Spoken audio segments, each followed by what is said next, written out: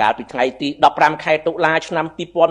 2025បណ្ដាញសារព័ត៌មានថៃមួយចំនួនបានចុះផ្សាយដោយស្រង់សម្ដីមន្ត្រីយោធាថៃដែលអះអាងថាកន្លែងណាដែលទាហានថៃបានដាក់ជើងជាន់គឺជាទឹកដីរបស់ថៃការអះអាងបែបនេះគឺចង់សម្ដៅទៅលើភូមិព្រៃច័ន្ទឃុំអូ3ជាន់ស្រុកអូជ្រៅខេត្តបន្ទាយមានជ័យដែលពួកគេបានដាក់បន្លាលួសកាលពីថ្ងៃទី13ខែសីហាឆ្នាំ2025ហើយបានឈូសឆាយនិងរាវមីននៅទីនោះជាឯកតោភាគីអ្នកនាំពាក្យរាជរដ្ឋាភិបាលសូមបញ្ជាក់ជូនថាព្រំដែនកម្ពុជានិងថៃគឺជាព្រំដែនអន្តរជាតិរវាងរដ្ឋនិងរដ្ឋដែលត្រូវបានកំណត់ដោយអនុសញ្ញាឆ្នាំ1904និងសន្ធិសញ្ញាឆ្នាំ1907ព្រមទាំងផែនទីខ្នាត1លើ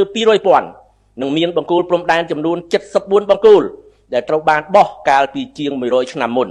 ខ្សែព្រំដែននេះមានតម្លៃផ្លូវច្បាប់រឹងមាំ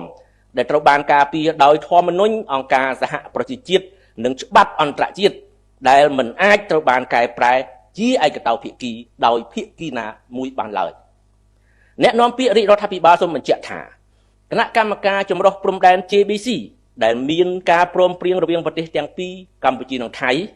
មានសមត្ថកិច្ចក្នុងការវាស់វែងនិងកំណត់ខណ្ឌសីមារវាងប្រទេសទាំងពីរក្នុងពេលរងចាំការវាស់វែងនិងកំណត់ខណ្ឌសីមារបស់ JBC កម្ពុជាប្រកាន់ជំហរដោះស្រាយបញ្ហាដោយសន្តិវិធីដោយផ្អែកលើសន្ធិសញ្ញានិងកិច្ចព្រមព្រៀងទាំងឡាយរវាងប្រទេសទាំងពីរព្រមទាំងច្បាប់អន្តរជាតិជាធរមានកម្ពុជាសូមទាមទារឲ្យភាគីថៃគោរពនៅអ្វីដែលបានព្រមព្រៀងគ្នាដោយទុកឲ្យគណៈកម្មការ JBC ប្រជុំដោះស្រាយបញ្ហាខណ្ឌសីមាហើយជៀសវាងការធ្វើសកម្មភាពបង្កហេតុណាមួយដែលនាំទៅដល់ការពង្រីកវិសាលភាពនៃទំនាស់អ្នកនាំពាក្យរាជរដ្ឋាភិបាលសូមបញ្ជាក់ជូនសាធារណជនមេត្តាជ្រាបថារាជរដ្ឋាភិបាលកម្ពុជាប្រកាន់ជំហរម៉ឺងម៉ាត់ចំពោះបូរណភាពទឹកដីរបស់ខ្លួនដោយមិនទទួលយកជាដាច់ខាតនៅការប្រកាសជាឯកតោភាគីរបស់យោធាថៃពីព្រោះយោធាគ្មានសមត្ថកិច្ចក្នុងការសម្រេចអំពីខណ្ឌសីមារបស់ប្រទេសនោះឡើយហើយការប្រកាសបែបនេះក៏គ្មានតម្លៃផ្នែកគតិយុត្តនោះដែរបើទោះបីជារាជរដ្ឋាភិបាលកម្ពុជាសម្ដែងការអត់ធ្មត់នៅក្នុងអំឡុងពេលអនុវត្តកិច្ចព្រមព្រៀងជបាញ់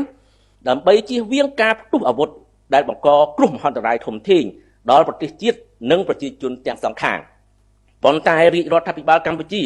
មិនបោះបង់សិទ្ធិក្នុងការទាមទារដែនអធិបតេយ្យភាពជាតិបូរណភាពទឹកដីរបស់ខ្លួនស្របតាមអនុសញ្ញា